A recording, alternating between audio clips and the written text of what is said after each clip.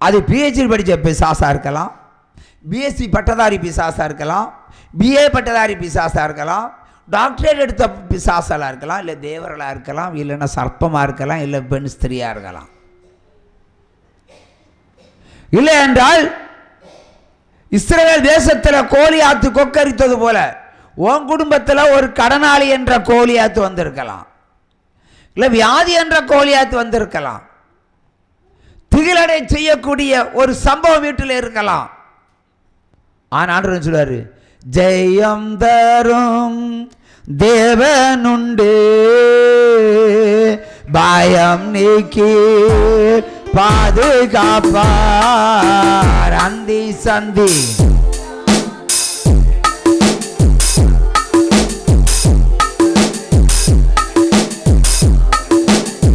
எவ்வளவு அர்த்தம் இருக்கு? கோலியாத்து கொக்கரிக்கின்ற உனக்கு என்னையா, நீ ஆண்டவர் 3 வேளை தேடு. சாரிபாத்து விதவை போல் தத்தளிக்கிறாய். சாப்பாடு வழி இல்லை, அடுத்த வேலைக்கு வழி இல்லை, காசு இல்லை, நேரம் இல்லை, பணம் இல்லை, ஒண்ணுமே இல்லை. தூங்கி சாவரா தூக்கு போட்டு சாகிறதா காணி யோசிக்கிறீங்க நீங்க. அது மாத்திரை போட்டு சாகிறதா தூக்கு போட்டு சாகிறதா? அதான் தூங்கி சாகிறது, தூக்கத்தில் சாகிறது. யோசிக்கலாம். சூழ்நிலை உன்னை அப்படி உருவாக்கி இருக்கலாம். சாரி பார்த்து விதைய போற பயம், துயில், கலக்கம், அடுத்த நாள் வாழ முடியாது, சாப்பாடு இல்லை, பணம் இல்லை, ஜீவிக்கவே முடியாது. என்ன சூழ்நிலை இருந்தாலும் கர்த்தர் என்று சொல்கிறார், பயம் நீக்கி நான் உன்னை பாதுகாப்பேன். எவ்வளோ சத்தியம் அடங்கியிருக்கு. இந்த பாட்டை பாடும்போது அதை புரிஞ்சு பாடுங்க. உங்கள் வாழ்க்கையோட பிரச்சனை ஒன்றி வருங்க. கோலியாத்து உண்டு, சாரி பார்த்து உங்கள் வீடுகளில் உண்டு. அதனால தான் இந்த 2 மாறாத வரைக்கும் இந்த பாட்டு மாறாது. மாறுமா? மாறாது. அது கோலியாத்து மாறுவான், சாரி பார்த்துக்க நிலைமையும் மாறும். அது உங்கள் வீட்டில் இருக்கிற பஞ்சமும் மாறும், தரித்திரமும் மாறும், பொன்னும் வரும், வெள்ளியும் வரும். கோலியாத்தை கொள்றதுக்கு தாவீதை அனுப்புனார். உங்கள் வீட்டில் இப்போ கொக்கரிக்கிற கோலியாத்தை அனுப்புறது கர்த்தர் தூதனை அனுப்பி அதை அழிச்சிடுவார். ஆகவே நீ பயப்படாது என்ற பாடலைத்தான் இந்த பாடல் மூலம் உங்களுக்கு சொல்லுகிறோம். ஆகவே இப்போ உற்சாகத்தோடு இனி அர்த்தம் புரிஞ்சிருக்கோம். உற்சாகம் கையை தட்டி பாடுங்க. ஹல்லேலூயா. அந்தி சந்தி மதியான வேளையிலும் நான் வந்து கர்த்தரையே ஸ்தோத்தரிப்பேன். அந்தி சந்தி மதியான வேளையிலும் நான் வந்து கர்த்தரையே ஸ்தோத்தரிப்பேன். கோலியாத்து கொக்கரித்தேன் என்றாலும், சாரிபாத்து விதவை போட்டளித்தாலும், கோலியாத்து கொக்கரித்தேன் என்றாலும், சாரிபாத்து விதவை போல் தத்தளித்தாலும், ஜெயம் வர தேவனுண்டு, பயம் நீக்கி பாதுகாப்பார் அந்தி சந்தி மதியான.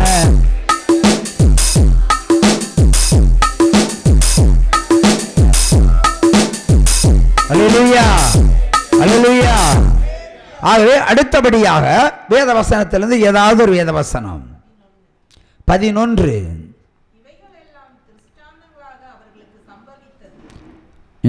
இவைகளெல்லாம் திருஷ்டாங்கமாக அவர்களுக்கு சம்பவித்தது. உலகத்தினுடைய முடிவு காலத்தில் இருக்கிற நமக்கு எச்சரிப்பு உண்டாகும்படி எழுதப்பட்டும் இருக்கிறது. அல்லேலூயா. இப்போ எழுதப்பட்டவைகளை இன்றைக்கு நினைவுபடுத்தி உங்களுக்கு எச்சரிக்கையான ஒரு சுவிசேஷத்தை உங்களுக்கு அறிவித்திருக்கிறேன். உற்சாகமா கையை தட்டுங்க. செவி உள்ளவன் கேட்க கடவன். அல்லேலூயா, அல்லேலூயா. அப்படியே மத்தேயு 7ஆம் அதிகாரம் 1, 2, 3 வாசிப்போம்.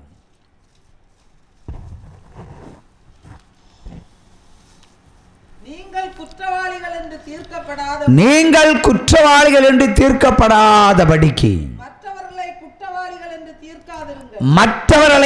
குற்றவாளி என்று தீர்க்காதிருங்கள். ஏனெனில் நீங்கள் மற்றவர்களுக்கு அளக்கிற தீர்ப்பின்படியே நீங்களும் தீர்க்கப்படுவீர்கள். நீங்கள் மற்றவர்களுக்கு அளக்கிற அளவின்படியே உங்களுக்கும் அளக்கப்படும். சத்துவாசி 3. நீ உன் கண்ணில் இருக்கிற உத்தரத்தை உணராமல் உன் சகோதரன் கண்ணில் இருக்கிற துரும்பை பார்க்கிறதென்ன? சத்துவாசி 4. நீங்கள் குற்றவாளிகள் என்று தீர்க்கப்படாதபடிக்கு மற்றவர்களை குற்றவாளிகள் என்று தீர்க்காதிருங்கள். ஏனெனில் நீங்கள் மற்றவர்களை தீர்க்கிற தீர்ப்பின்படியே நீங்களும் தீர்க்கப்படுவீர்கள். நீங்கள் மற்றவர்களுக்கு அளக்கிற அளவின்படியே உங்களுக்கும் அளக்கப்படும். நீ உன் கண்ணில் இருக்கிற உத்திரத்தை உணராமல் உன் சகோதரன் கண்ணில் இருக்கிற துரும்பை பார்க்கிறது என்ன? இதோ உன் கண்ணில் உத்திரம் இருக்கையில் உன் சகோதரனை நோக்கி நான் உன் கண்ணில் இருக்கும் துரும்பை எடுத்து போடட்டும் என்று நீ சொல்வதெப்படி? அல்லேலூயா. உற்சாகமாக கையை தட்டுங்க. அல்லேலூயா. இன்னைக்கு 2 பெண்களை எடுத்துக்கொள்வோம். ஒரு பெண் இன்னொரு பெண்ணை குற்றப்படுத்துவாள், இன்னொரு பெண் இன்னொருவரை குற்றப்படுத்துவாள். ஒருவருக்கு ஒரு குற்றப்படுத்துகிறது. அடுத்து மற்றவர்களை குற்றம் செய்தவர்கள், பாவம் செய்தவர்கள் என்று சுட்டி காட்டுவது. தன்னுடைய பாவத்தையும் தன்னுடைய குற்றத்தையும் மறைத்து கொண்டு மற்றவர்களுடைய பாவங்களையும் குற்றங்களையும் காண்கிறவர்கள் சிலர் உண்டு. அதில் நிறைய குடும்பங்களில் இதான் சண்டை. அதில் உற்சாகமாக கையை தட்டலாம். வேதம் என்ன சொல்கிறது?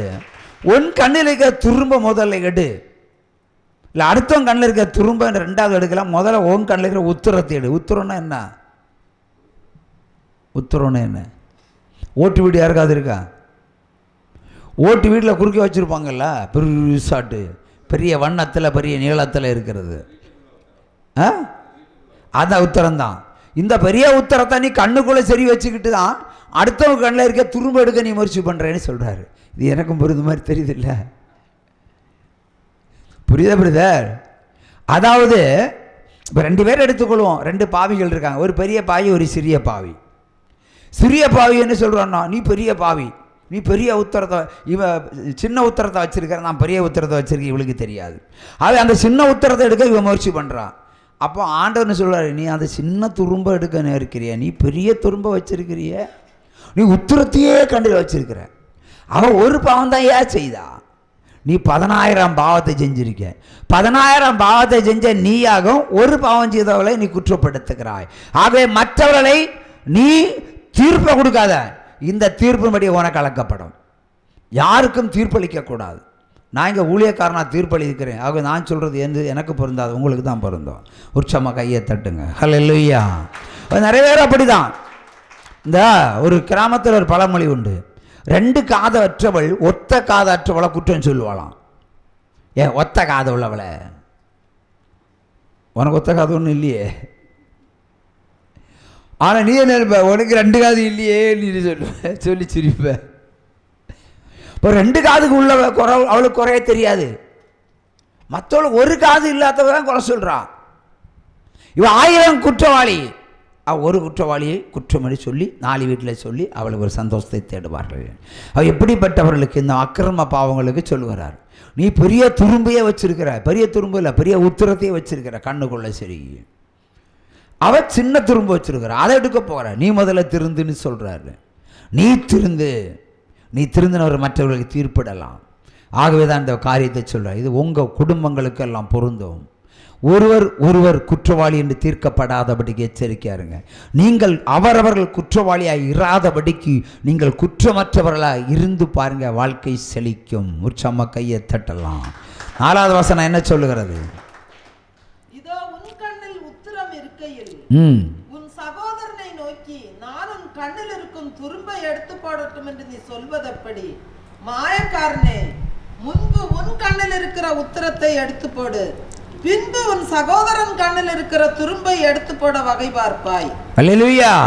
ஆவேதான், இதே சப்ஜெக்ட் தான். அவரவர் மனம் திறந்து விட்டு அடுத்தவங்களுக்கு வேதம் சொல்லலாம். நாங்கள்லாம் நிறைய அடியெல்லாம் வாங்கிட்டு தான் வேதம் சொல்லுகிறோம். எங்களுக்கு பாவ மன்னிப்பு கொடுத்தனால தான் ஆண்டவர் உங்களுக்கு சொல்கிறாரு, நீங்கள் பாவம் செய்யாமல் இருக்கிறதுக்கு. ஆனால் ஒருவருக்கொருவர் நீங்கள் குற்றவாளி என்று தீர்க்கப்படாமல் இருங்க.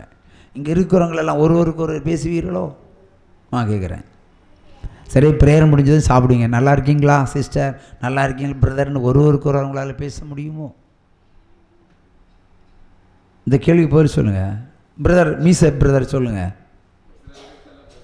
எப்படி பழக்கம் இல்லாதவங்கள்ட்ட பேச மாட்டீங்களோ? இப்போ அழகாக இருந்தால் தான் பேசுவீங்களோ? அன்பை பகிர்ந்து கொள்ளுங்க. இந்த விஷயத்தில் ஆர்சி சபை பெருசு. ஆர்சி சபையில் ஒரு ப்ரேயர் நடக்கும், கடைசியில் உங்களுக்கு சமாதானம், உங்களுக்கு சமாதானம் சொல்லுவாங்க. அப்போ எதிரியாக இருந்தாலும் கிட்ட நிற்கிறது யார்?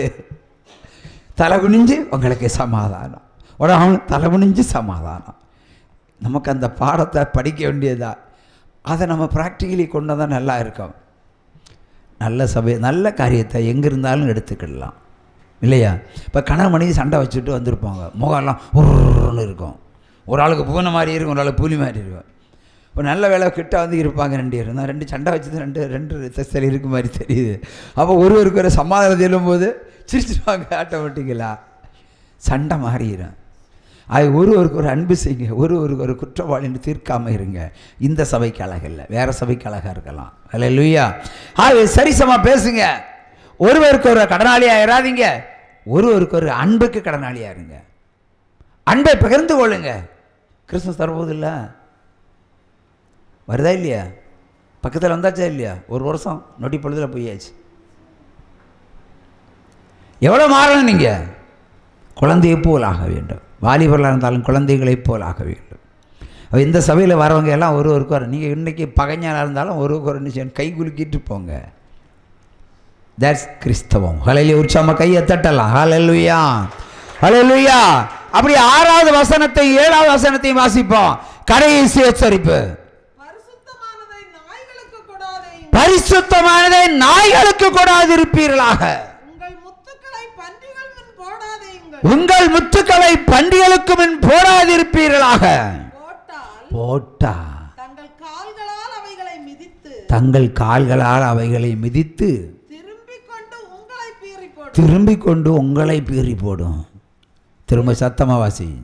பரிசுத்தமானதை நாய்களுக்கு கொடாதேயுங்கள், உங்கள் முத்துக்களை பன்றிகள் முன் போடாதேயுங்கள். போட்டால் தங்கள் கால்களால் அவைகளை மிதித்து திரும்பிக் கொண்டு உங்களை பீறி போடும்.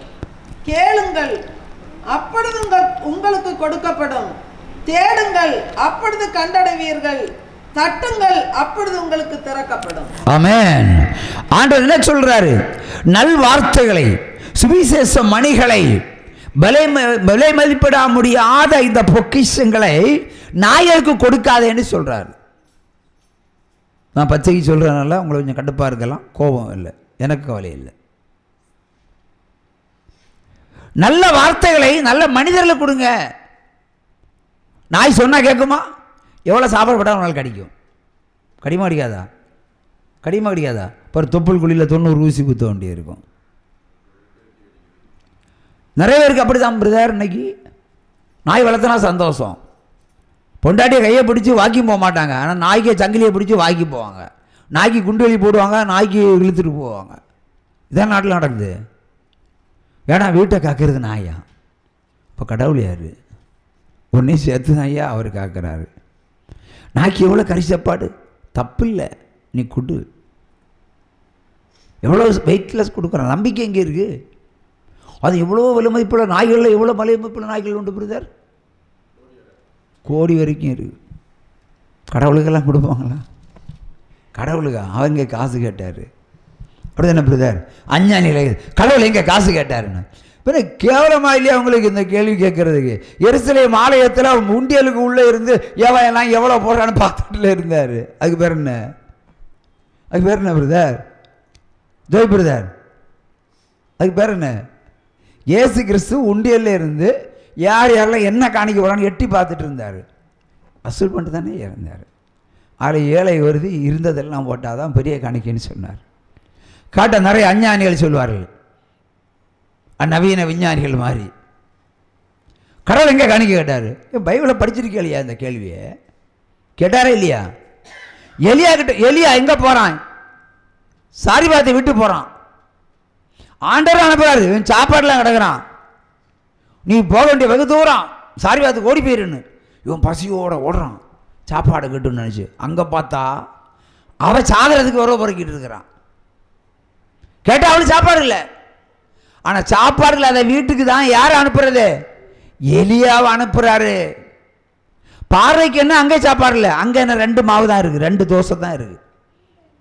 நம்ம புதிய பாண்டியில் தோசை, பழைய படி 2 அடை. முதல்ல தண்ணி கேட்குறான், ஓடி போய் இறைச்சி ஓடி வரவான், தண்ணி தானே கேட்பான். முதல்ல தண்ணியை கொடுத்தா அப்படியே எனக்கு ஒரு அடையை சுட்டு கொண்டு வா, திட்டம் மட்டும் தான் கேட்குறாரு போல இருக்கு, அடையை சுட்டு கொண்டு வா. உடனே அவன் சொல்கிறா, எனக்கும் என் குமாரனுக்கும் ஆளுக்கு ஒரு அடை சுட்டு சாப்பிட்டு செத்து போக விறகு பொறுக்கிறோம், உனக்கு தரமாட்டேன். உடனே சொல்கிறது, செத்து போகிறது விறகு பொறுக்கிற, நீ அப்படியே செய், ஆனாலும் முதல் அடையை எனக்கு சுட்டு கொடு, கட்டளை கொடுக்குறான். யார் வீட்டில் வந்து யார் வீட்டில் கொடுக்கறது? எலியா போகிறான், நீ அப்படியே செய், நீ சாகிறதுக்கு ஆயத்தம் பண்ணிக்கோ, விஷம் வாங்கிவிடா. தெரியும் ஏன் சொன்னான்னா இவ சாக மாட்டா, சாக விடாமல் இருக்கிறது தான் ஆண்டவர் எலியாவை அனுப்பி இருக்கிறாரு. கையை தட்டுங்களா. ஆனால் நீ சாப்பிடாத, நான் சாப்பிடணும். இல்லை, நான் சாப்பிட்டதான் அவனுக்கு ஆசீர்வாதம். புடுங்கி வாங்கி சாப்பிட்டாரு. 7 வருடம் உலகத்தில் பஞ்சம் ஏற்பட்ட பொழுது அந்த வீடு மட்டும்தான் சுபபோகமாய் சாப்பிட்டு மகிழ்ந்தார்கள். ஏனென்றால் எண்ணெய் கலசத்தில் எண்ணெய் வற்றவில்லை, மாவு கலசில் மாவு குறையவில்லை. இதுக்கு பேர் தான் அமுத சுரபி, எடுக்க குறையாதது. அப்படி ஒரு வாக்கு தத்துவத்தை எலியா கொடுத்து அந்த குடும்பத்தை காப்பாற்றினார். அதற்கு கொடுத்தது பலி, முதல் சாப்பாடு பலி எலியாவுக்கு. முதலாய் உகந்ததை தேடு, அப்பொழுது எல்லாம் கூட கொடுக்கப்படும். இருக்கா வசனா?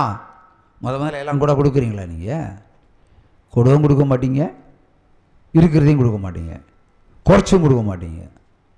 கேட்டா அவர் இங்கே கேட்குறாரு, ஊழியக்காரன் தான் கேட்குறான்.